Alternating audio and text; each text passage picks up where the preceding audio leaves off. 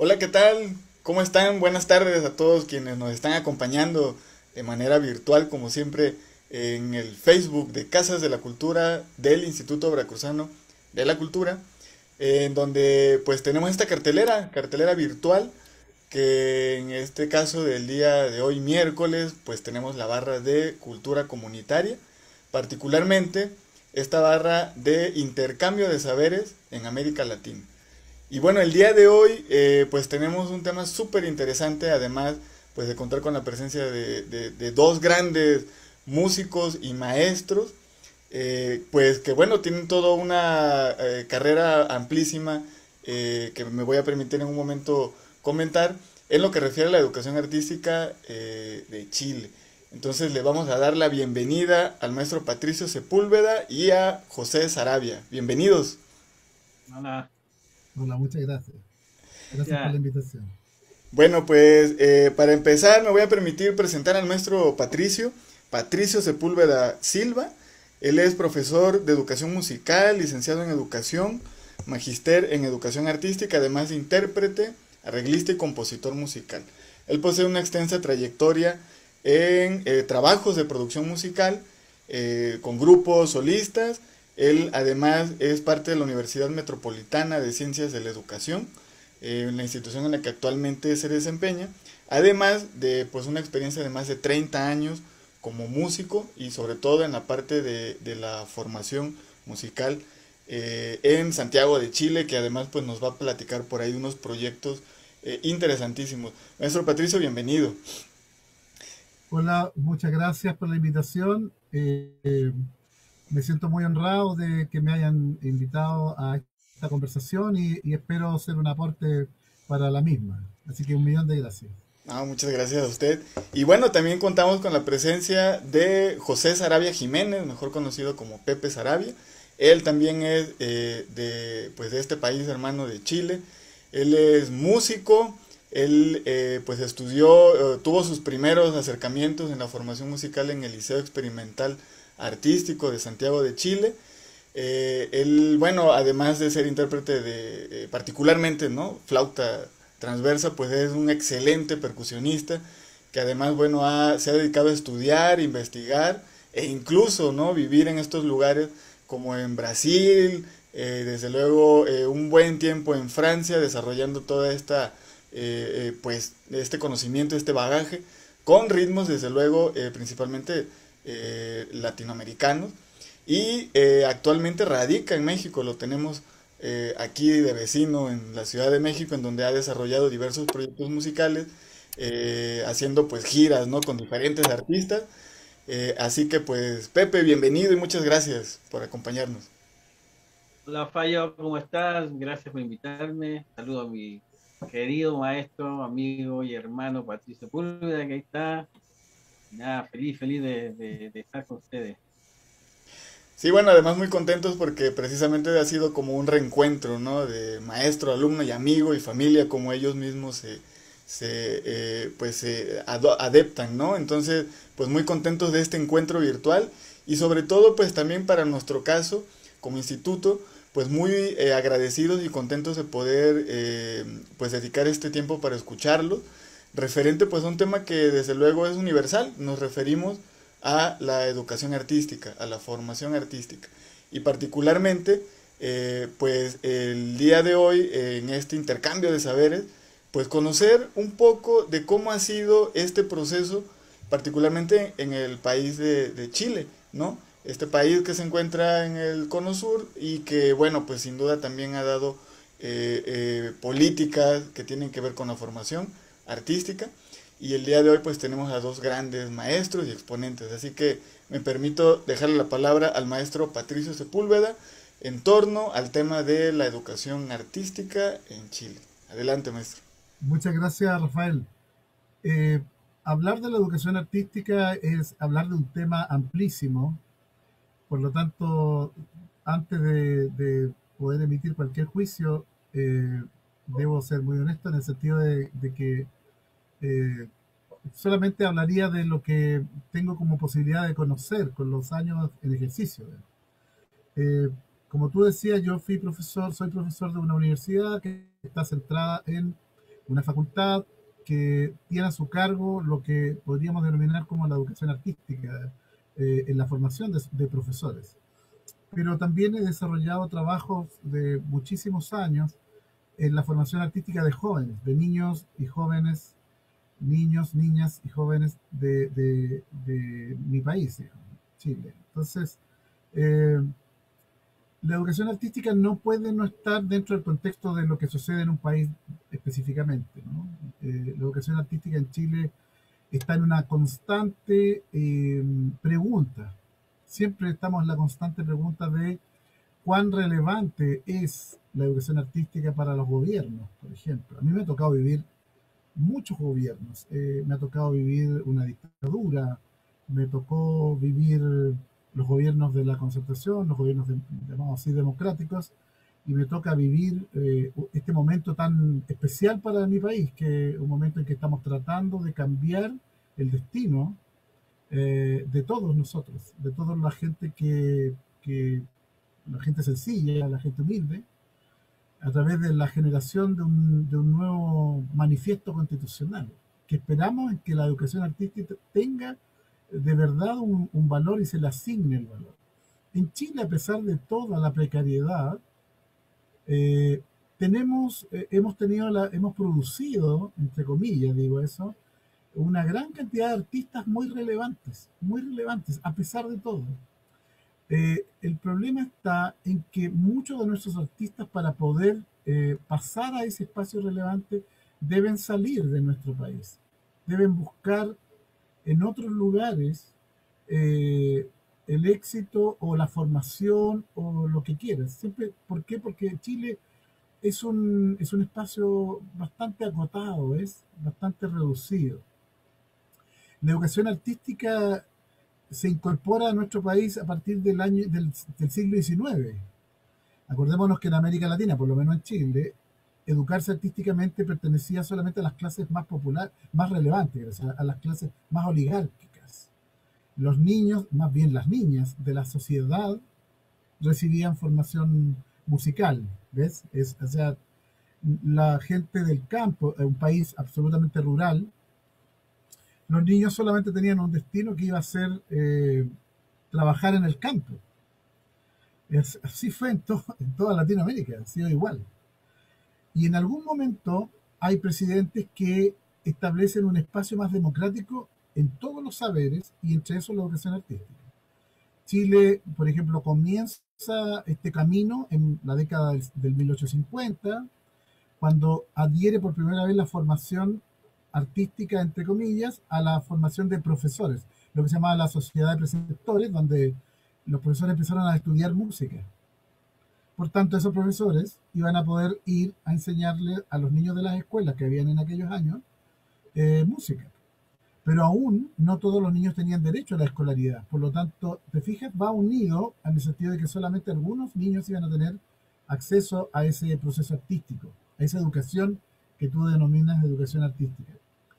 Es el presidente Balmaceda quien de una u otra forma va estableciendo o democratizando el espacio, y ya a finales del siglo XIX los niños se les incorpora en el currículum escolar la asignatura, entre comillas, de canto. Canto. Y de hecho, fíjate que como experiencia personal, y para demostrar lo antiguo que soy, yo estudié y cuando niño tenía un ramo que se llamaba música y canto, que en el fondo era lo mismo, porque se llamaba música porque era historia de la música, todo lo que tenía que ver con esto o lo otro, y canto era porque era la actividad más relevante que nosotros desarrollábamos como acto musical, que era cantar todos juntos o escuchar. De repente el profesor hacía cantar a uno u otro que él sabía que era más o menos afinado. Bueno, así se llamaba, música y canto. Y eso se intentó en Chile. Bueno, los profesores empiezan a recibir formación y esta educación artística se expresa en las escuelas, en lo que te voy diciendo. Pero ya en la década del 30 hay más desarrollo. Por ejemplo, uno puede observar en un colegio emblemático chileno de la época, que se llama el Liceo Valentín Letelier, muy famoso porque era el colegio más importante de la zona norte de Santiago, uno puede ver el año 30 una orquesta juvenil, lo que nosotros hoy día conocemos como orquestas juveniles. Niños tocando violín, viola, contrabajo, y un director que está, ¿no es cierto?, con una batuta. Eso ya se veía en la década del 30, pero eso no era lo usual para todos los niños chilenos. No era lo usual. Por lo tanto, seguimos al deber de la educación artística.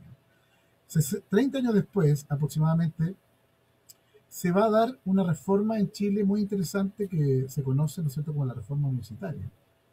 Y esa reforma va a implicar que el cambio en el ingreso de las personas a la universidad para poder acceder a carreras, pero también cambios en la formación. Y se produce un movimiento muy interesante en la música. Es decir, los profesores empiezan a recibir formación de los métodos musicales que a lo mejor ustedes ubican, ¿no es cierto? El método Kodály, el método Orff, que están en toda Latinoamérica. Tú lo puedes encontrar si tú pones, por ejemplo, y eso tiene instrumentos que están añadidos al método, instrumentos.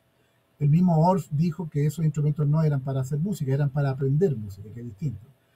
Pero los latinoamericanos, en nuestra precariedad, hemos aprendido que todo nos debe servir. Finalmente, los niños hacen música con esos instrumentos, entonces, pero con esta catástrofe histórica que se llama el golpe militar, la dictadura militar de Pinochet, todo ese movimiento fue detenido. Muchos profesores fueron exiliados o asesinados.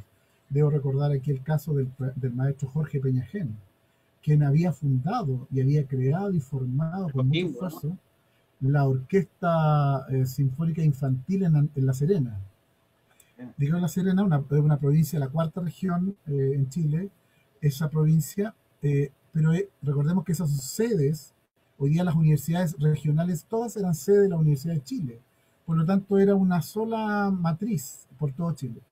Y como todo eso está detenido, van a quedar desde Parinacota en el norte, que es el primer lugar más extremo al norte, hasta lo más austral, sembrado, por ejemplo, instrumentos como el metalófono, que son muy parecidos a los glockenspiel, el metalófono, las flautas dulces, los xilófonos de madera, una especie de marimbas, ¿no es cierto? Instrumentos que pertenecen a los métodos musicales, los panderos, como lo que estoy viendo en la espalda de Pepe, panderos, claves, cajas chinas, instrumentos que sirven para aprender la negra, la corchea, pero quedan en las escuelas y hasta el día de hoy se replican aquellos elementos. Por lo tanto, haciendo este brutal e inexacto resumen, podríamos decir que hoy día tenemos orquestas juveniles en la formación artística. En Chile hay aproximadamente más de 400 orquestas juveniles. Hay distintas maneras de financiarlas. Cuando hablamos de orquestas juveniles hablamos de orquestas formadas por violines, contrabajos, chelos, flautas traversas, etcétera, etcétera. Pero de las cuales un número muy pequeño es financiada directamente por el Estado. El resto tendrá que financiarse con la buena voluntad del alcalde, que tiene ganas de tener una orquesta, o de los papás que harán la completada. No sé cuál es el símil en México de la completada. Es decir, no sé, vender a beneficio, a cosas sí, de comida, una taquiza, no sé. claro, es una cosa así de comida y para juntar dinero para poder mantener a los profesores que enseñan. Por lo tanto, sigue siendo precaria a pesar del número de orquestas, porque el Estado no se hace cargo de él. Y no estoy hablando del gobierno actual, estoy hablando de los gobiernos en general. Entonces, como es muy interesante tu pregunta, pero es imposible responderla en un contexto de tiempo breve, podríamos decir que estamos igual que Latinoamérica. Donde tú mires, hay destellos distintos. Por ejemplo, yo tengo amigos que han viajado a México y me dicen, mira, fui a un pueblo muy pequeño en México y tenía un tremendo teatro.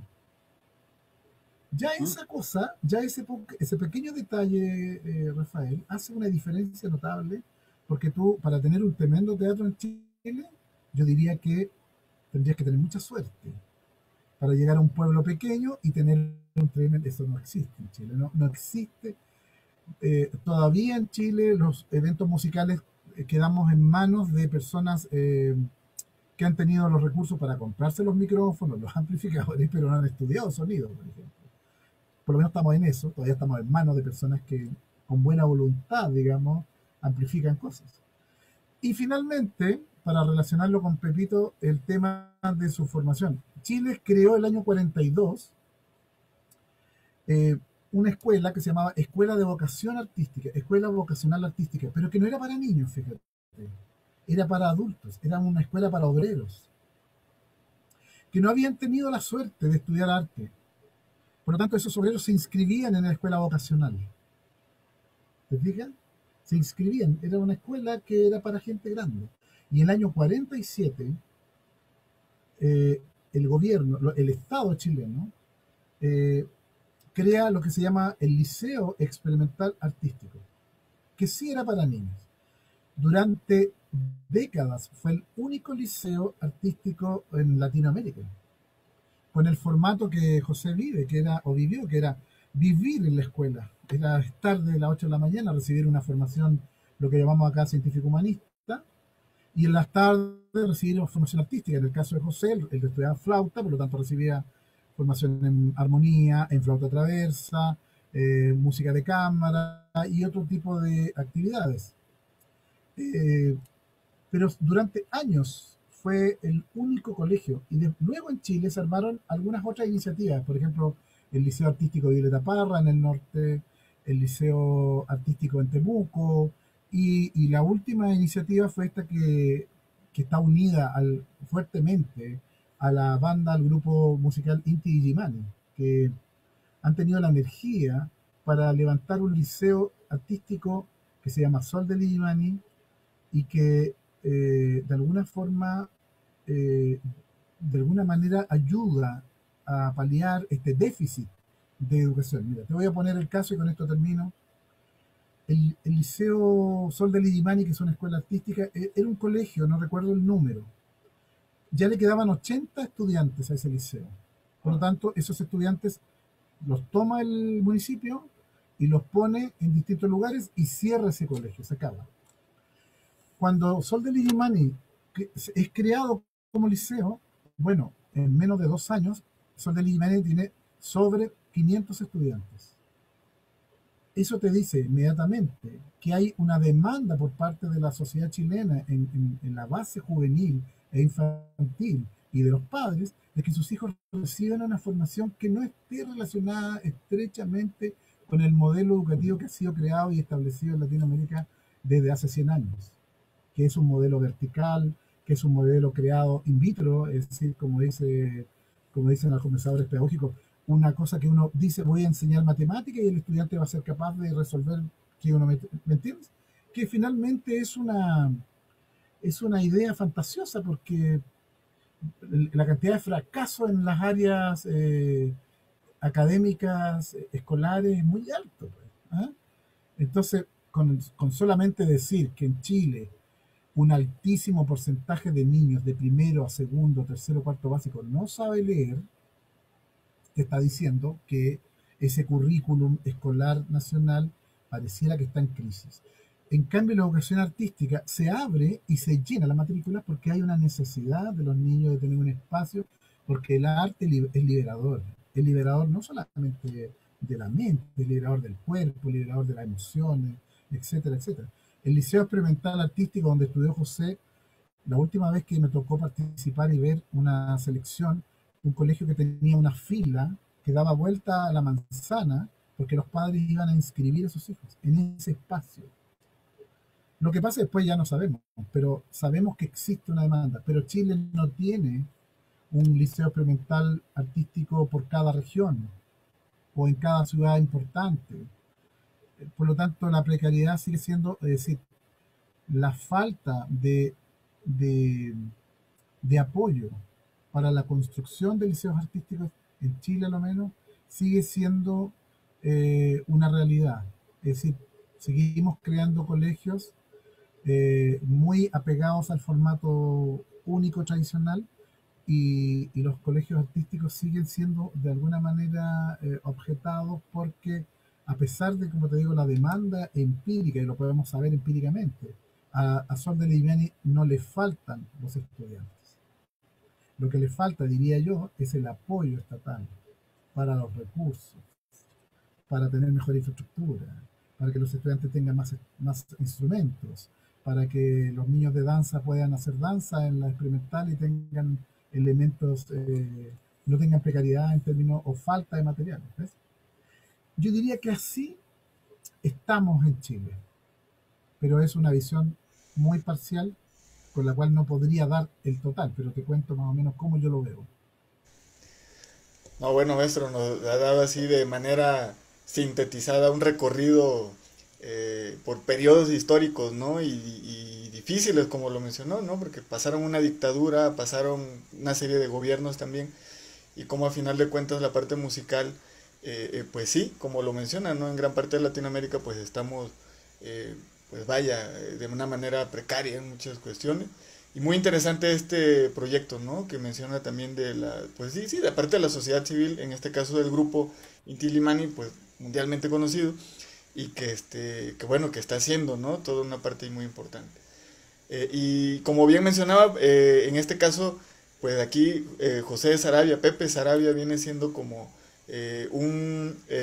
diríamos, como resultado de como este proceso que mencionan, ¿no? Del liceo experimental, que fue como de las instituciones, ¿no? Que mencionaba que han sido, pues, una parte importante. Y diría Pepe, él es víctima de esta parte. Y pues nos gustaría, Pepe, pues conocer tu opinión, tu experiencia en base a lo que viviste, ¿no? Como, pues como alumno, ¿no? O sea, ser una persona formada en este liceo, en este caso, y cómo fue tu contacto desde luego con la música, que es a lo que ahora te dedicas, y además pues de manera muy exitosa, ¿no? Adelante, Pepe, gracias. Gracias, Fallito. Un abrazo, Pato. Nada, mira, yo, mi historia con la educación artística, bueno, yo vengo de un hogar muy humilde, entonces, donde no había posibilidad de pagarme una escuela eh, particular o un maestro que me fuera a enseñar música a la casa. Yo le planteé mi inquietud a mi mamá de que yo quería tocar instrumentos y cosas de este estilo.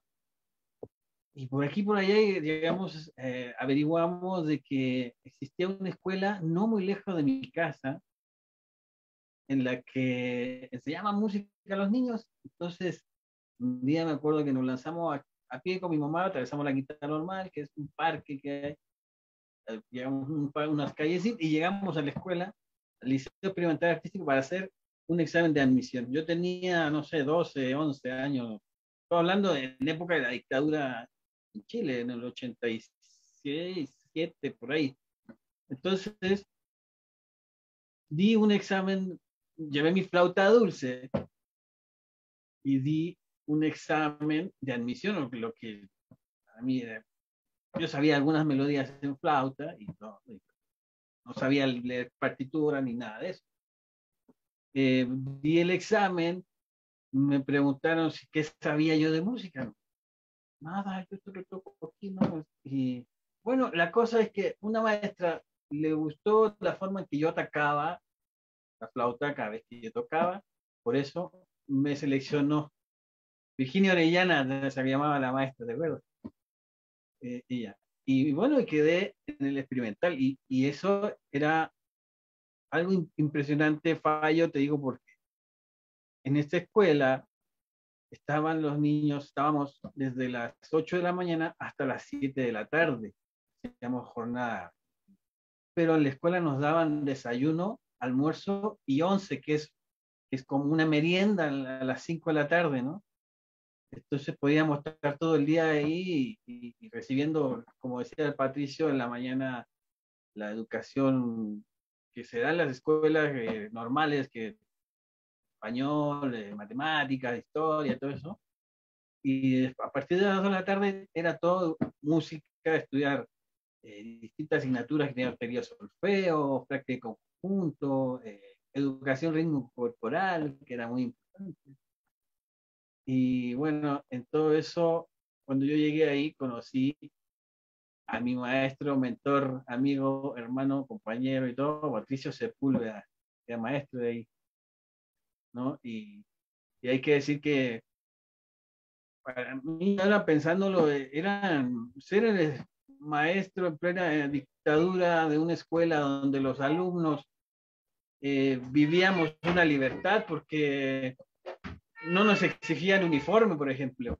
No, nosotros era el único colegio de Santiago y de Chile, supongo yo, que íbamos sin uniforme en una escuela, en un estado que el niño tenía que ir. Oye, vivíamos bajo una dictadura militar recia, ¿no? El pelo corto, no, nosotros íbamos con nuestro pelo largo, yo tenía tremendo cabellera, te voy a decir, y eran otros valores, ¿no? Nos enseñaban la responsabilidad de que no había ningún maestro exigiéndote que entraras a las clases, por ejemplo. Tú eres responsable de entrar a tus clases, ¿no?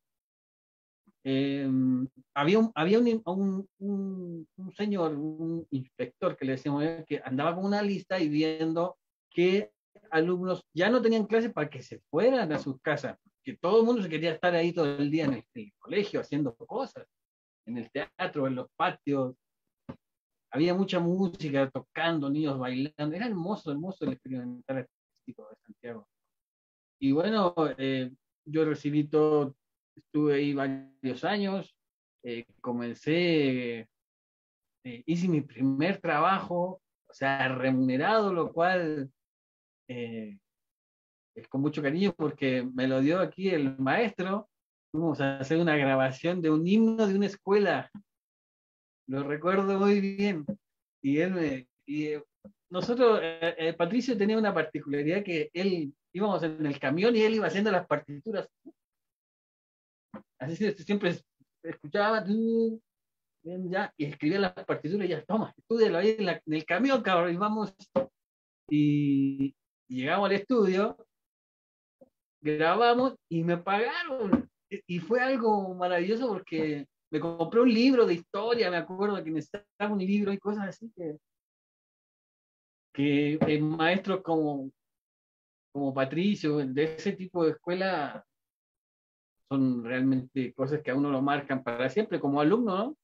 Y después como amigos, seguimos hasta la fecha de amigos, ¿no? Entonces, la educación artística en Santiago, creo que la de ese colegio marcó un precedente muy importante. Hay muchos artistas en este momento vigentes en el mundo y en Chile que salieron de ahí. Y nada, creo que después en el 2010 este colegio se cayó con el terremoto y según supe por ahí creo que fue de los últimos colegios que le pusieron energía para reconstruirlo. Y me acuerdo incluso, Pato, fui yo a Chile a hacer un trabajo por allá y nos juntamos en como una manifestación afuera de las ruinas del colegio para exigir que el gobierno ya le pusiera energía a reconstruir la escuela artística de Santiago, pues, porque no es importante para este tipo de gobiernos la educación artística, lo que ellos quieren es mano de obra barata.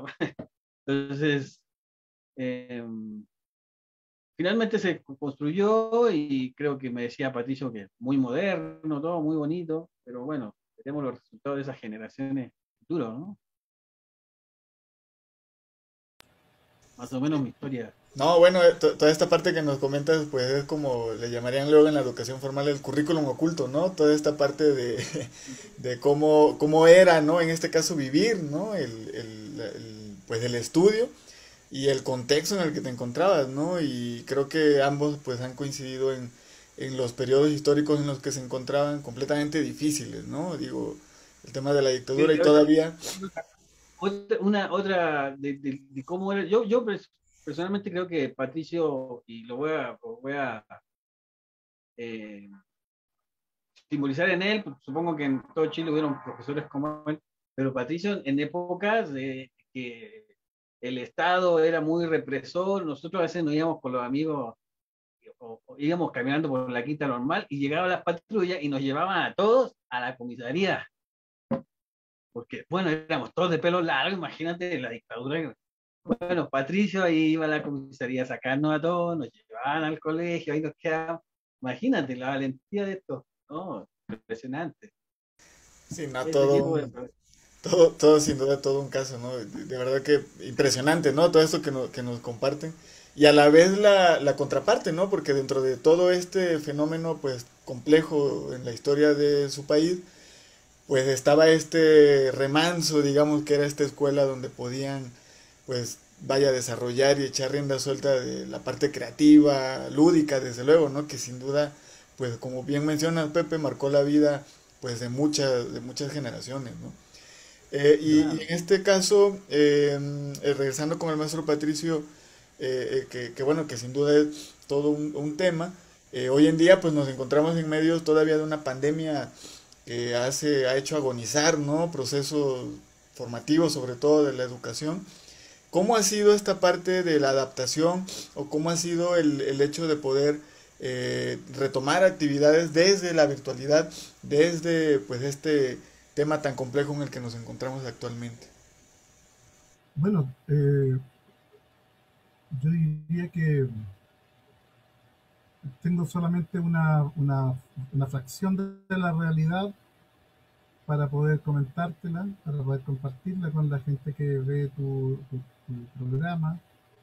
En Chile, yo, bueno, tuve la posibilidad el año pasado de hacer una investigación sobre profesores de música que trabajan en el sistema escolar, que lo plasmé en esos videos que tú probablemente vas a tener la posibilidad de mostrar o en algún resumen. Entonces, primero lo primero que dicen los profesores es que no estaban preparados para aquello. Y por supuesto, imagínate, yo nunca fui preparado digitalmente, no soy un nativo, como dicen, no soy un nativo digital. Entonces de repente tuve que rápidamente aprender a hacer cosas, a aprender a entrar en un lenguaje como profesor para poder saber cómo poder transferir algo de lo que yo enseño, porque yo enseño de manera muy práctica. Esa es una manera de enseñanza, que la parte teórica no es esencialmente la manera como yo enfrento mi trabajo. Siempre tiene que ver con la investigación, con el dar datos, pero inmediatamente llevarlos a la práctica. En este caso ya se hacía muy difícil. Te contaré lo mío. Por ejemplo, yo decía a un estudiante, ya, toca ahora. Y el estudiante me decía, profesor, estoy hablando de jóvenes que estudiaban para ser profesores. Me decía, profesor, no puedo tocar ahora porque cuando tú eras las 8:30 de la mañana y él vivía en una casa que si tocaba su flauta o tocaba su guitarra, no podía dejar vivir un poco al otro que estaba durmiendo o su papá había llegado hacía muy poco del turno, o, ¿me entiendes? Entonces, y eso se multiplica ese problema, porque la condición de vida necesariamente nosotros atendemos a un quintil que es bastante popular, no son estudiantes que pertenezcan al quintil más alto de recursos del perfil socioeconómico. Entonces, teníamos ese problema. Por lo menos en mi caso, había situaciones muy complejas, pero que fuimos suavizando de alguna manera con cuestiones simples, como por ejemplo que ya, si no podéis tocar a las 8:30, toquemos a las 2 de la tarde. Y nos juntábamos con los estudiantes en un horario diferido con ese estudiante, y en la clase la hacíamos, ¿no es cierto?, de las 8 hasta las 9:30 en general, pero en esa clase de 8 a 9:30 yo había aprendido a compartir cosas. Mira, una cosa que hoy día ya parece fácil, digamos, compártelo por favor, pero en ese momento compartir era compartir videos que a veces no sonaban, o creías tú que habías mostrado lo que habías mostrado y no, nadie lo había visto. Y bueno, hoy día ya sabemos, hemos avanzado, podemos compartir sobre el audio y seguir de alguna manera conversando con los estudiantes y viéndose de alguna manera. O los profesores del sistema, por ejemplo, con quienes yo de verdad me enorgullezco de haber sido el profesor de ese grupo de profesores investigados. Imagínate, ellos pretendían usar alguna plataforma, algún tipo de Filmora, ponte tú, o lo que llamamos Videopad, o cosas que son más o menos liberadas de la red, para poder hacer música con sus estudiantes. Entonces, muchos de ellos iban a las casas de sus estudiantes de colegio para afinarles la guitarra o afinarles el violín, y después volvían a su propia casa y el niño le podía enviar la música con un grado de afinación relativamente aceptable y el profesor podía armarlo en una plataforma virtual, y luego los estudiantes podían ver el resultado de su trabajo, podían observar cómo había quedado ese trabajo con esa afinación que el profesor había hecho. Imagínate, te estoy contando un solo detalle que la investigación me permitió descubrir. O sea, el profesorado en Chile ha sido maltratado de una forma especialmente por personeros de gobierno. Y eso no podemos... una vez yo escuché a un político muy decadente, chileno, pero que alguna vez dijo algo real. Dijo, las cosas hay que decirlas como son. La monarquía es monarquía, decía, y la dictadura es dictadura. ¿Sí? O sea, las cosas como son. En este gobierno los profesores han sido maltratados de una forma como nunca antes habíamos visto. Es decir, han sido tratados de flojos, han sido tratados de gente que está de vacaciones, diputados de la República, senadores de la República que nos van, que hoy día ganan 20 millones de pesos, muchísimo dinero, y que a veces no van a las sesiones, ni virtuales ni presenciales. Hay gente que tiene un 14% de asistencia. Imagínate si nosotros tuviéramos un 14% de asistencia de nuestros trabajos. Bueno, Chile está así, y esperamos al poder de alguna manera intentar doblarle la mano a este destino cruel a través de una manera pacífica, que es construyendo una carta fundamental nueva. Entonces los profesores, estos profesores que están en esta investigación que te estoy contando, este proyecto, me enseñaron, por ejemplo, que no tenían límite en su sacrificio, pero no era por una cuestión vocacional, sino que es más bien por una cuestión que tiene que ver con la disposición para el quehacer pedagógico. José, Pepe te contaba nuestras anécdotas, que tenemos muchas que él es muy chiquitito, digamos, chiquitito. Yo tengo una que siempre me causó mucha risa, y a quien puedo se la cuento, que él estaba chico, ¿eh? Entonces ya yo lo contrataba para pequeños trabajos porque él era muy bueno tocando, y todavía es muy bueno tocando música. Entonces yo lo llevo a trabajos desde chico. Entonces un día voy saliendo de la escuela y él está sentado en los escalones. Y me dice, hola, le digo, nos vemos mañana, tenemos ensayo, algo así. Entonces, sí, oye, me dice, ¿me podéis dar 5.000 pesos? 5.000 pesos para un niño de esa edad es mucho dinero, a cuenta de unos trabajos que teníamos en el futuro.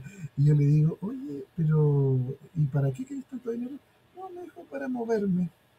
Nunca me voy a olvidar de esa anécdota, porque quería decirte delante, y no lo quiero olvidar, que la educación artística cambia las vidas de las personas.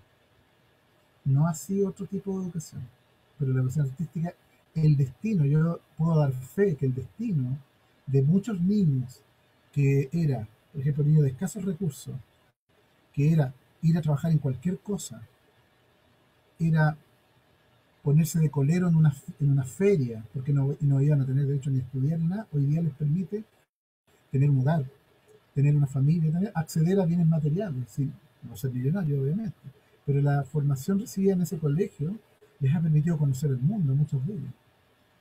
Porque con lo que aprendieron ahí, se fueron a un país, y como eran buenos intérpretes de cosas que hacían, bueno, la gente los valoraba, y de ahí se saltaron a otro lado. Y aquí tenemos un ejemplo vivo de alguien que estuvo en un lugar, que fue brillante en Chile, después se va a Europa y se da una gira grande, y después se da una vuelta grande y vuelve a Latinoamérica, ¿cierto?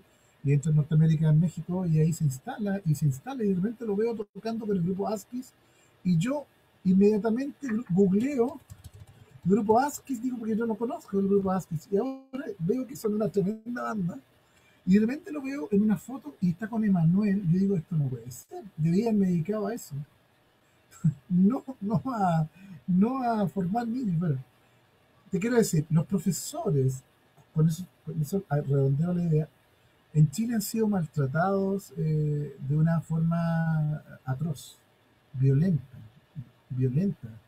Eh, el último caso violento, y tal vez el más pernicioso, nosotros tenemos, hace poco me tocó grabar una música para una comité que se llama Comisión de víctimas de daño ocular. Eso significa personas que han perdido la vista o han perdido un ojo, los dos. Tenemos Fabiola Campillay y Gustavo Gatica, dos íconos de estos. Pero el último caso más horroroso fue una profesora que, parada con un cartel en la Plaza Dignidad, que se conocía que era un centro donde la gente iba, decía: no somos flojos, porque un ministro de Hacienda, que debe ganar un tremendo sueldo, el ministro de Economía, dijo que éramos flojos los profesores. Y te estoy contando lo que mis profesores me estaban contando en la investigación, que iban de sus casas bien arropados, bien enmascarillados con su traje de astronauta, y se iban a la comuna donde vivieran los grupos de niños a afinarle los instrumentos para poder hacer un trabajo de mejor calidad. Entonces a esta profesora, los carabineros, la policía chilena, le disparó en un ojo. Perdió un ojo y está al borde de perder el otro. Y estaba parada haciendo una protesta pacífica. Entonces, los profesores en Chile, volviendo a tu pregunta, han sido sumamente maltratados en este proceso pandémico. Pero han hecho un trabajo que, que de verdad es digno de investigar y de levantar. Y decir por qué los profesores debieran estar económicamente en otro estatus. Y no solamente en Chile, yo estoy seguro que en México debe haber pasado lo mismo, y estoy seguro porque hay una cuestión que se llama disposición, que yo te decía previamente, la disposición para el quehacer pedagógico. Y en el quehacer pedagógico está esto, que yo te decía: ¿por qué quieres tanto dinero? A ver, porque el profesor tiene que saber de sus estudiantes, no pueden pasar tus estudiantes por tu vida y tú por las de ellos sin que ellos te marquen de alguna manera o tú dejar algo en la vida de esas personas. No puede ser, yo no lo consigo. Entonces, tu pregunta es: ¿cómo ha sido en pandemia? Ha sido maltratado el profesorado. Pero a pesar de aquello, a pesar de la precariedad que hablábamos al principio, los profesores han podido desarrollar un trabajo verdaderamente elogiable. Y no solamente en Chile. Uno lo puede encontrar, profesores en distintas partes del mundo haciendo sacrificios para que sus estudiantes sigan aprendiendo, que en el fondo eso es. No importa la cantidad, sino que sigan aprendiendo y valorando eh, eh, el, el tesoro que los profesores le entregan a los estudiantes, que es el tesoro del conocimiento, que no tiene precio. Por lo tanto, ese es el resumen que te podría dar en relación a la pandemia, en relación a la educación artística y al arte y la música y al trato que han recibido los profesores, por lo menos en nuestro país. Sí, no, todo un panorama muy difícil, ¿no? Por como nos comenta y como dice la labor pues titánica, ¿no? De los profesores y sobre todo como dice lo que plasman y lo que hacen, lo que afectan a la vida para bien de las personas, ¿no? Y creo que como también me sumo a lo que usted menciona, ¿no?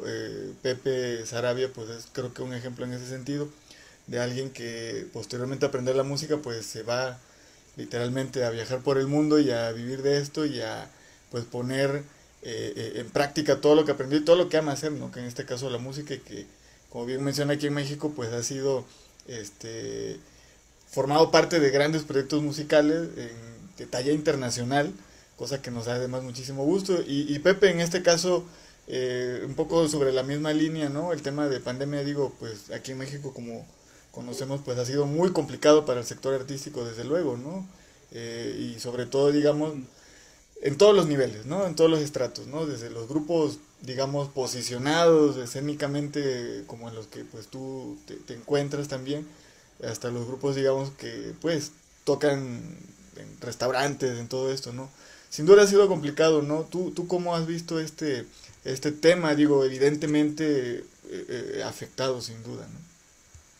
Sí, claro, ha sido catastrófico para todos, yo creo, y bueno, es difícil, no podemos saber, hay rubros que uno ve que comienzan a moverse un poquito, pero nuestro rubro no le vemos para cuándo, ¿no? De volver al nivel de trabajo que teníamos antes, ¿no? De toda esta tragedia mundial, ¿no? Eh, Muy complicado tratar de reinventarnos en algunas otras, no en mi caso, no en actividades distintas, pero sé, lo mismo que dice Patricio, meternos en la tecnología, empezar a hacer nuestras grabaciones en casa, preparar nuestro estudio, home studio, y ver qué podemos hacer con otras herramientas, ¿no? Pero bueno, no hay de otra, hay que seguir aguantando esto y a ver hasta cuándo nos volvemos a lo que nos gusta tanto hacer, ¿no?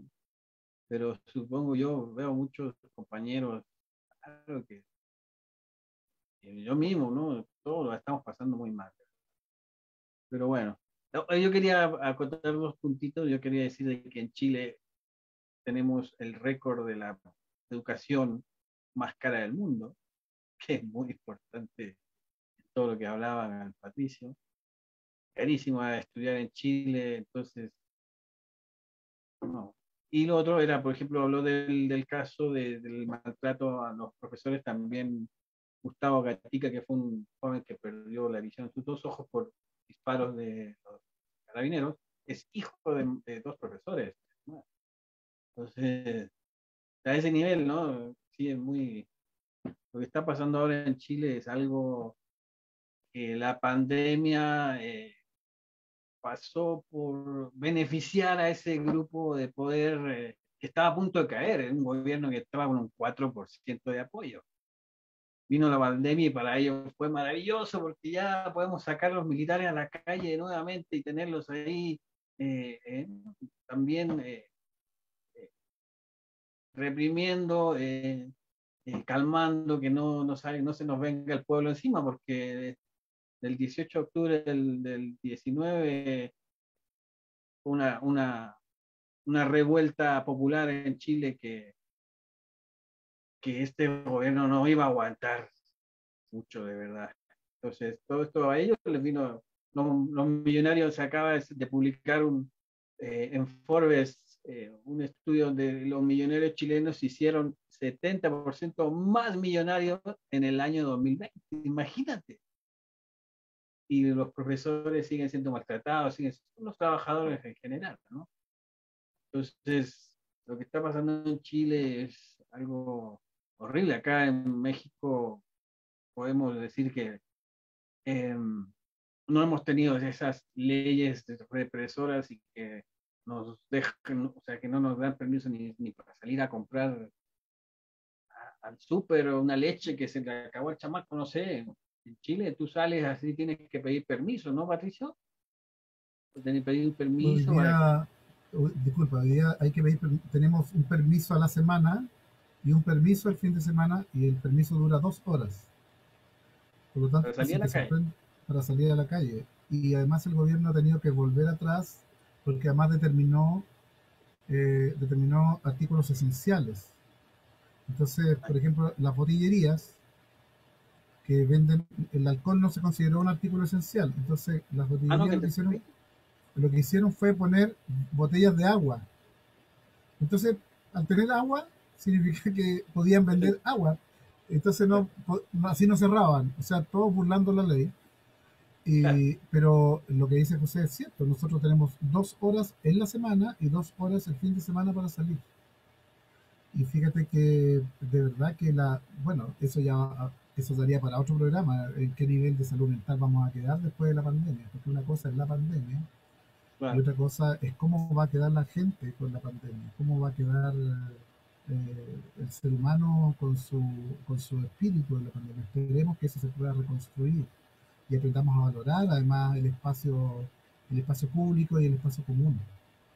Y es verdad, ustedes han tenido a lo mejor situaciones menos gravosas, ¿no es cierto? Existen otras, pero a lo mejor gravosas como la que en Chile se están dando. Fíjense que yo no tengo mucha noticia de otros países hermanos latinoamericanos que tengan esta tragedia social, donde tenemos una policía desatada y donde un gobierno no pone fin porque todo lo contrario, el gobierno en sí lo que hace es proyectar un apoyo permanente a ese, no hay una voz en el gobierno que digan esto no puede continuar, no, prefieren apoyar apoyar lo que es de verdad inapoyable. Eso, quería complementar lo que decía recién. No, bueno, creo que por ese lado pues nos han compartido todo una visión, ¿no? Que se está viviendo, ¿no? Actualmente en diferentes latitudes y que de diferentes, pues, diría yo de gravedad, todo parece grave, ¿no? Y todo esto que ustedes nos relatan actualmente pues también desde luego es preocupante, ¿no? Y como bien mencionan, ¿no? ¿Qué va a pasar después, ¿no? Después del encierro de toda esta pandemia, toda la cuestión rigurosa que se está llevando, ¿no? Y que bueno, por otro lado, también el panorama, ¿no? Que se está viviendo desde la educación artística en el caso de los profesores, que pues desde luego es muy lamentable, ¿no? Y que sin embargo, como bien mencionan, pues se hace la labor, ¿no? De seguir, que yo creo que va a trascender esa labor precisamente en la parte formativa, que viene a ser sin duda, pues ahorita un respiro, ¿no? El hecho de poder apreciar la música, de poder aprender incluso, ¿no? Maestro Patricio, José de Sarabia, de verdad, le estamos muy agradecidos por el tiempo, por la disponibilidad, la disposición y pues todo esto que nos han compartido para efectos pues de esta breve barra, de esta pequeña barra que estamos llevando desde el instituto. Les agradecemos mucho. Algo con lo que se quieran despedir.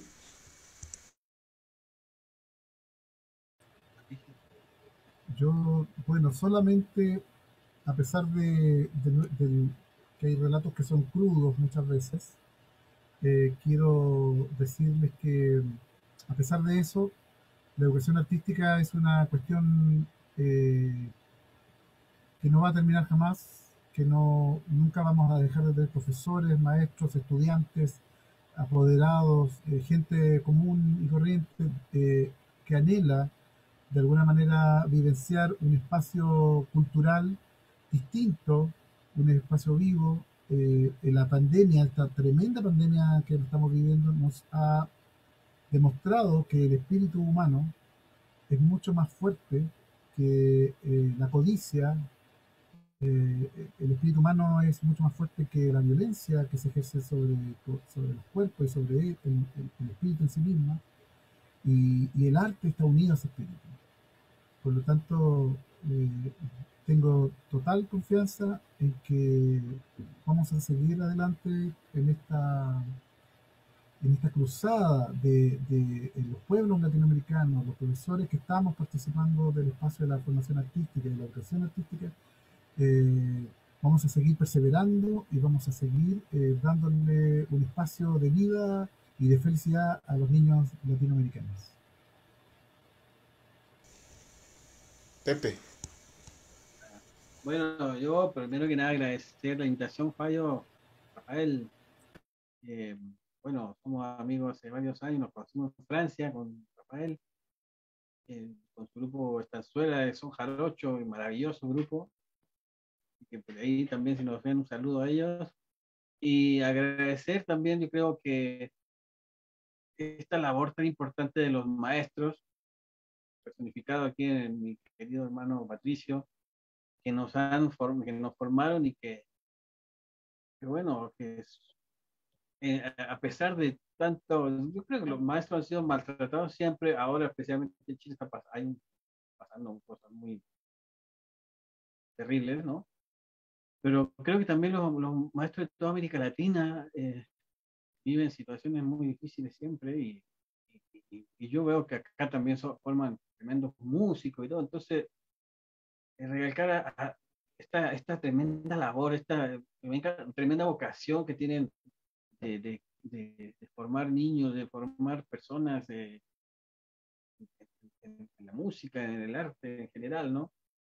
Y nada, pues hay que seguir adelante. Estoy muy contento de ver a Patricio, de ver a Fallito y, y agradecer nada más esto y pronto saldremos de toda esta pesadilla que vamos a decir, virulenta pesadilla, pero bueno, y seguir adelante, gracias por la invitación, como te decía, y fuerza, fuerza México, Chile. No, pues gracias a ustedes por este tiempo y que, como bien mencionan, que la música siempre nos acompañe y nos dé fortaleza para mantenernos y reponernos de estos tiempos difíciles. Así que muchísimas gracias al maestro Patricio Sepúlveda, quien nos acompaña desde Santiago de Chile, y a Pepe Sarabia, quien nos acompaña de México, pero con su corazón en Santiago de Chile también, con toda su familia. Un gusto saludarlos, un gusto escucharlos desde luego, y muchas gracias a todas las personas que estuvieron conectadas presenciando este video. Así que nos vemos para la próxima.